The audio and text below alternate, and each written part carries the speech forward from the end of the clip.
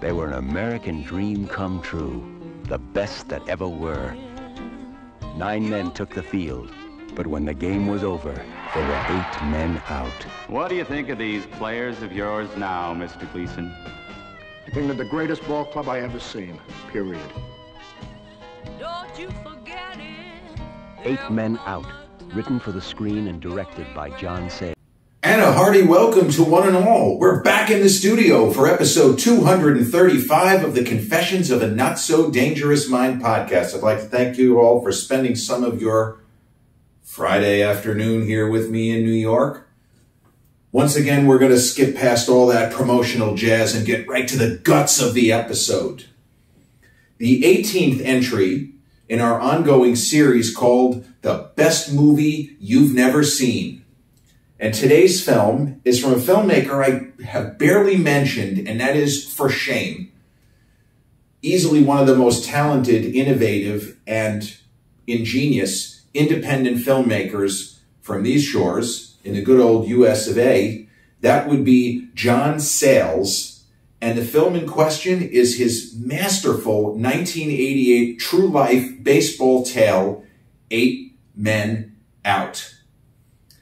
Now, Sayles was a writer, is a writer, but he started as a writer, and his early films, he worked within the studio system. And similar to other incredibly talented American writer-directors such as M. Night Shyamalan, and to a lesser extent, Quentin Tarantino, because Tarantino has worked in a more independent realm. But Sayles could not stand listening to people tell him what was wrong with his work. And the quote that he was attributed to him was, he was asked, why did you go the independent route? You could have had a big career as a studio director. And he kind of shrugged and said, I just got tired of those motherfuckers and their fucking notes.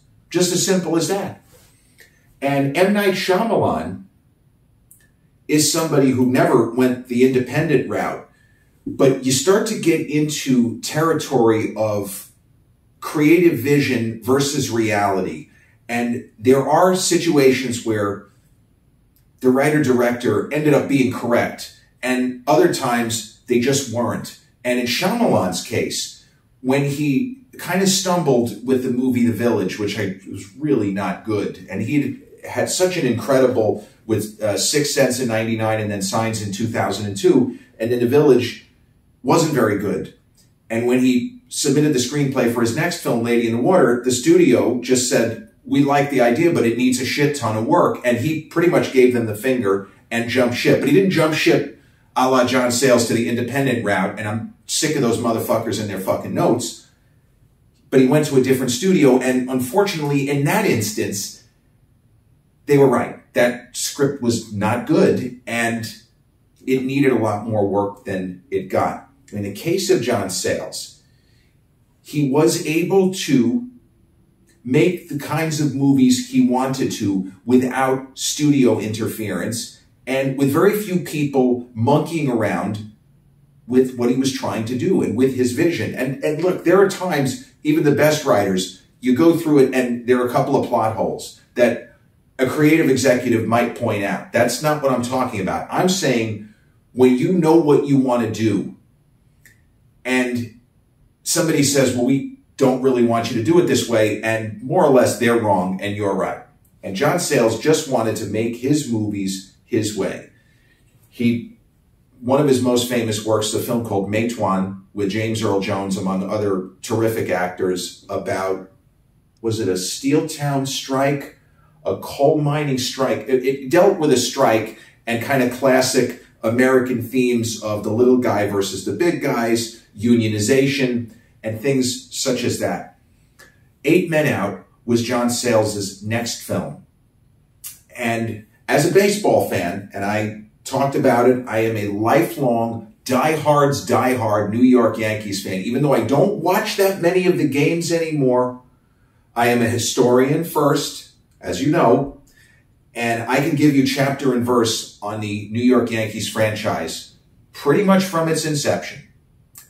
but specifically from 1920 forward.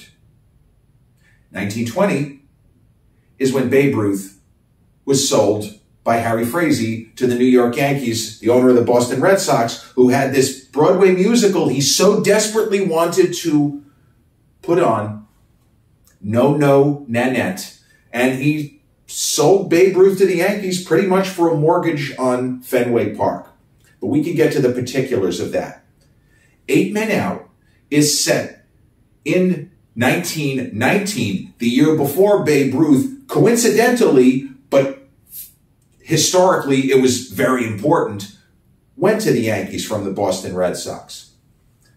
8 Men Out is about the worst scandal in the history of the major leagues. And Major League Baseball has had a lot of scandals. We know this. We had the Balco scandal, the fact that there were so many players who were taking performance-enhancing drugs when they weren't really supposed to be, and we found out about it. That's a scandal. The Houston Astros banging on garbage cans and trash cans so that they could get pitches thrown to them. Those are real scandals. And the Balco thing, nobody came out of that looking good. The sport of baseball really was sullied by that.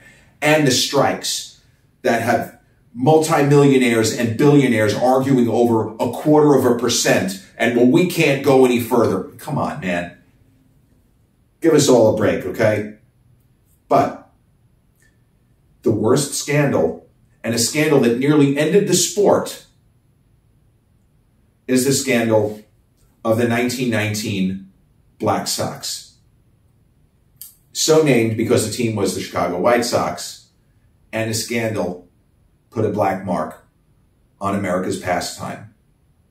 And were it not for Babe Ruth and the New York Yankees, well, we might not have a major leagues, or there might have been a significant gap where they didn't even bother to play baseball. Because I feel like in this country, we were always going to play baseball. It is our sport. Was it Abner Doubleday? The Doubleday, I forgot the other guy who supposedly created baseball. But it's not called America's pastime for nothing. Baseball is an American game, and it is a game that there are many countries around the world that don't really play. It's why it was not an Olympic sport. It's so preposterous. I remember as a kid, so how could baseball not be an Olympic sport? Curling, fencing, those are Olympic sports. Like, there are so many niche sports in the Olympics, but America's pastime is not worthy of a slot. I always found that total absurdity. But 8 Men Out has a cast of, at the time, many of them were very young actors who would go on to great careers, such as Charlie Sheen and John Cusack, and D.B. Sweeney, for that matter. So the story of the 1919 Chicago White Sox and why they became the Black Sox, it's pretty simple. Now, you're going to have bad people, or what we like to say, bad actors, and not in the sense of movie actors, but in real life. You're going to have bad actors at every level of any industry, whether it's sports, whether it's entertainment, whether it's owning a trucking company. You are going to have people who are just lousy. When you have a situation where a really horrible human being is the richest man in sports and is still pinching pennies and treating his players like cattle, well, and given the fact that there was so much illegal gambling going on back in the day, unregulated, you have a recipe for disaster. So the 1919 Chicago White Sox were a great team. They were favored throughout the season to win that year's World Series, which I should point out, best out of 9. It was best out of 9 back then. And the Yankees, with Babe Ruth, even played a best out of 9 World Series. I think it was in 1922. I just think that's so cool. I guess I wish that they had kept that. Because to me, especially if your team makes it, the more World Series games, the better. I mean, the excitement level is through the roof. But specifically, Charlie Comiskey was the kind of person, he would pay what he owed and not a penny more. Nothing more. And there were a lot of disgruntled players on the Chicago White Sox. And the wonderful character actor, Oscar-nominated David Strathairn, who I've mentioned on the channel, he plays their best pitcher, a fantastic, not a hard thrower, kind of a crafty pitcher named Eddie Cicotte. And the kind of guy that Charlie Comiskey was. So let's say, for example, that Eddie Cicotte, that his contract called for him to be paid $10,000 in the year 1919. But there was a performance incentive in the contract that said if Eddie Cicotte won 25 games, and pitchers threw a lot more back then than starters made 40-plus starts in a season because there was a four-man rotation. It's one reason why guys' stats looked insane back then, but another reason why guys were injuring their shoulders and their careers were ending prematurely. They didn't have the surgery, and they have a better idea of how to take care of the players now. And also, there were some genetic freaks that just didn't get hurt. I don't believe that Nolan Ryan did anything different with his conditioning. Nolan Ryan was just a freak. Tom Seaver was a freak. Jim Palmer. And I mean that in the best sense of the term. But Eddie Cicotte was getting a little bit up there in years for a pitcher, a workhorse. He was probably in his early 30s, but he had been pitching for many, many years at the major league level. So let's say, again, I'm saying hypothetically, but this is pretty much what happened. So he has a contract and he signs a separate deal, an incentivized scenario with Comiskey that says if Eddie wins 25 games this year, he gets a $5,000 bonus. Okay.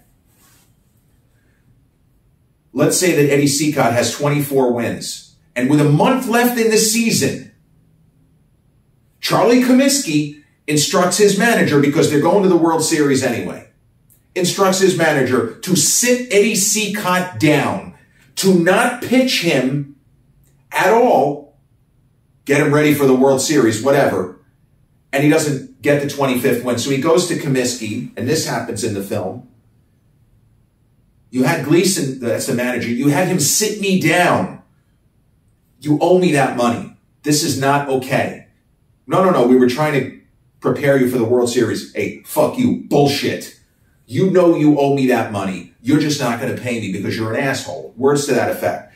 And many of the other players had similar issues with Charles Comiskey. Now, as that was going on in real life, and we get this in the movie,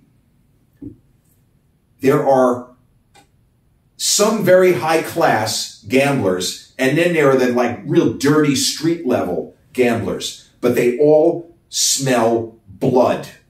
And we have an opportunity to make a shit ton of money here because there are some guys on this team that are a little bit sketch to begin with, but you have a lot of angry players on this squad. We can make some hay.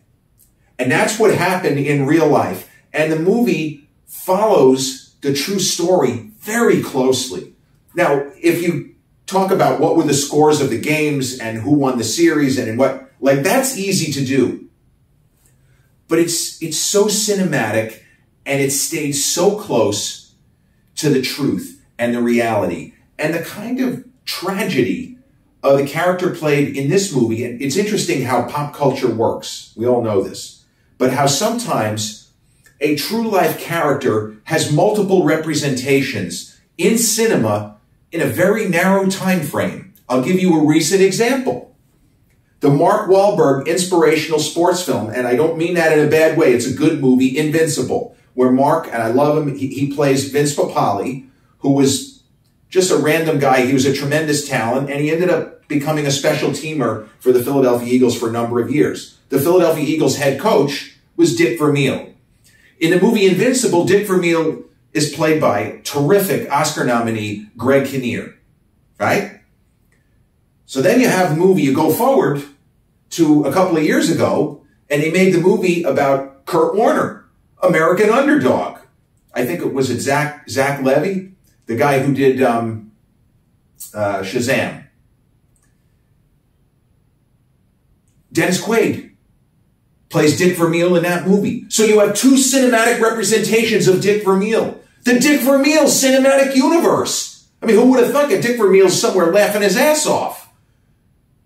But you have two representations of the same person in two sports films. Well, many of you know the movie Field of Dreams, which came out the year after 8 Men Out.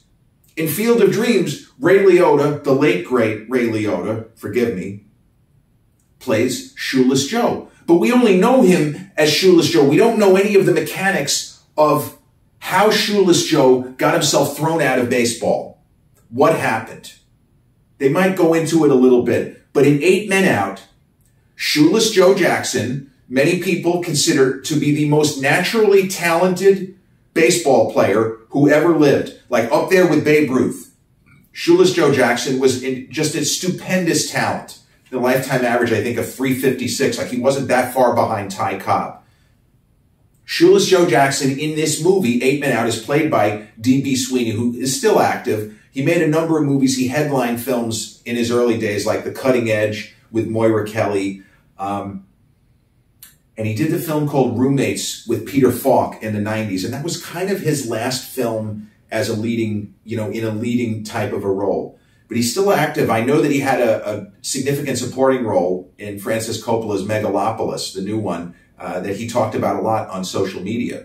So D.B. Sweeney in this movie plays Shoeless Joe Jackson. And where Shoeless Joe Jackson becomes problematic historically, I'll get to. But the old phrase, don't throw out the baby with the bathwater, that's one phrase. And then also you start to get into, can somebody really be considered an accessory to a crime, even if it's not a criminal act in the sense of committing a crime like assaulting someone or shooting someone, but a crime in the sense of what will happen to your sports career.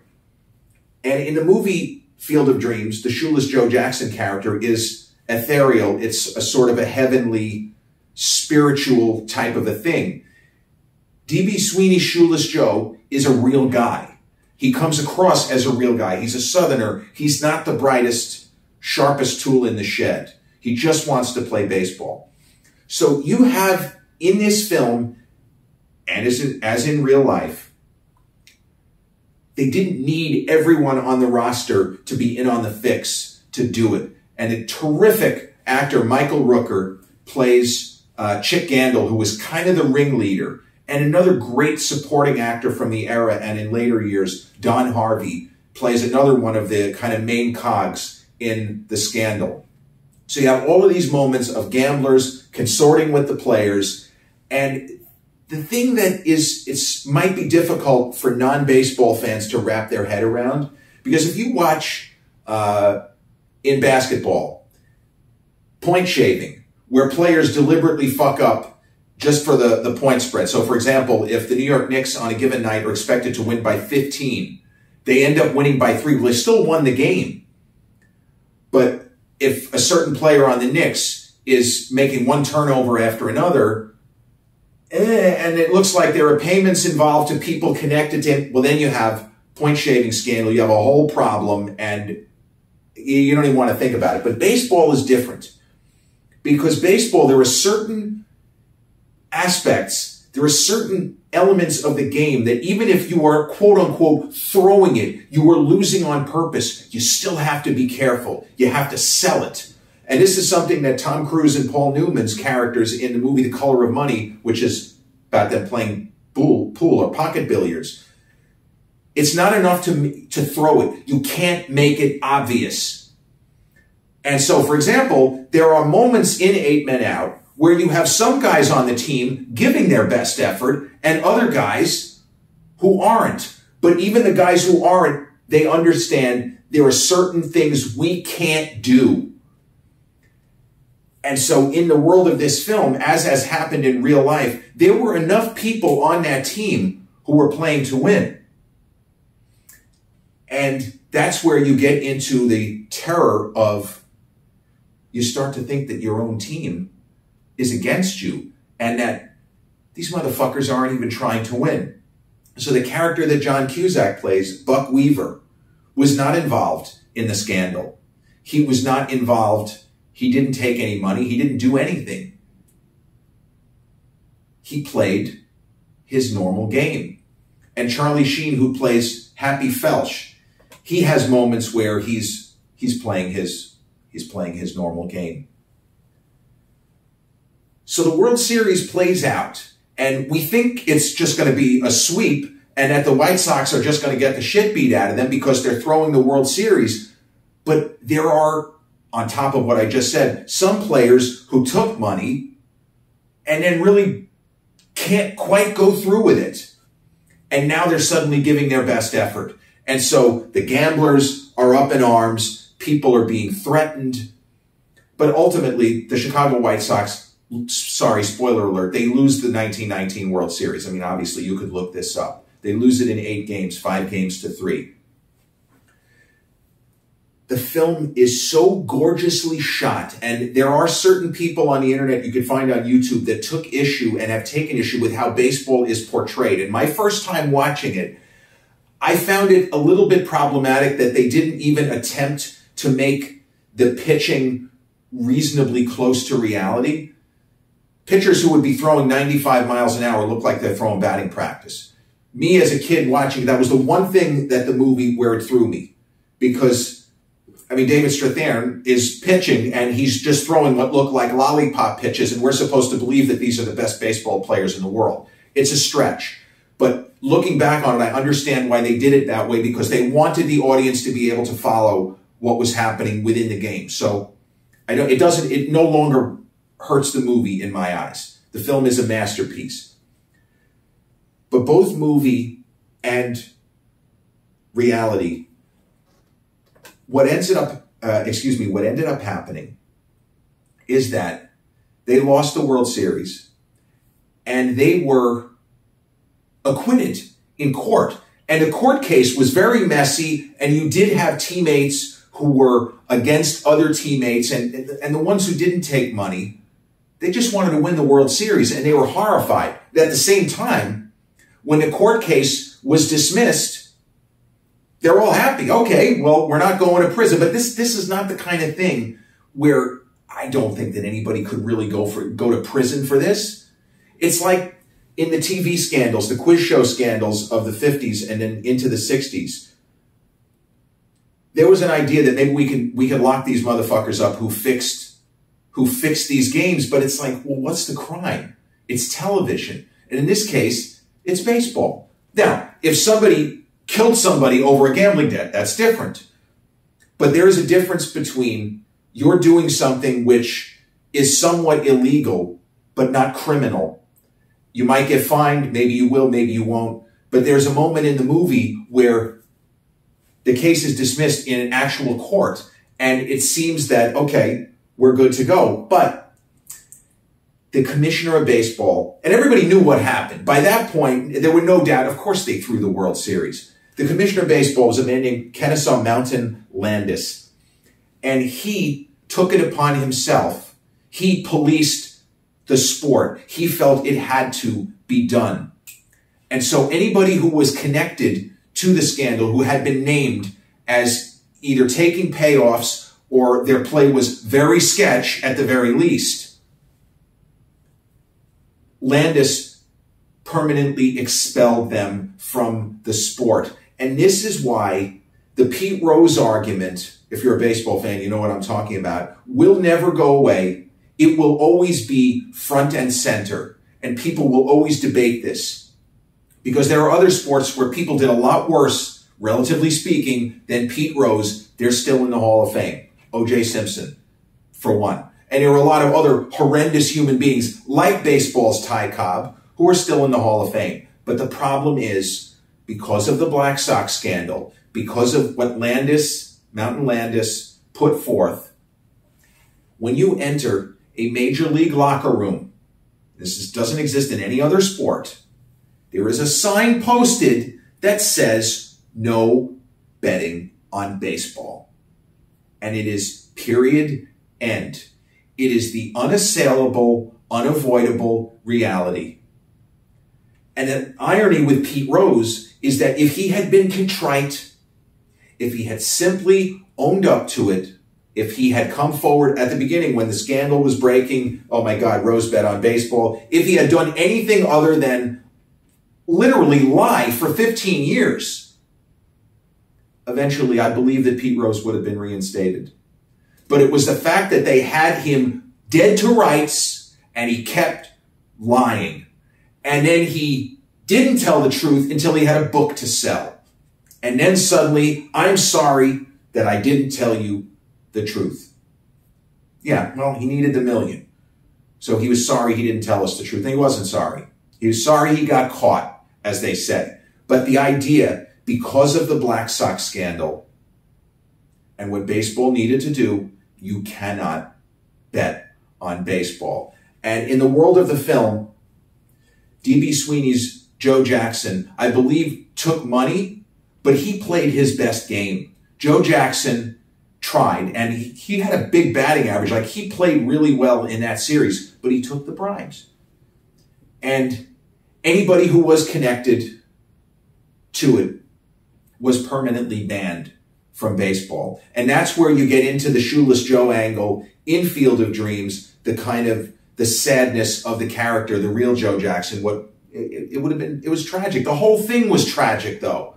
And you hate to not blame the perpetrators or the people who took part, but I believe if Charlie Comiskey had not been so much of a scumbag, they would have played the World Series and they would have probably won. If they could take 3 games in a series where a number of the players were not really trying or not giving their full effort, jogging after fly balls, like that kind of thing, probably would have won.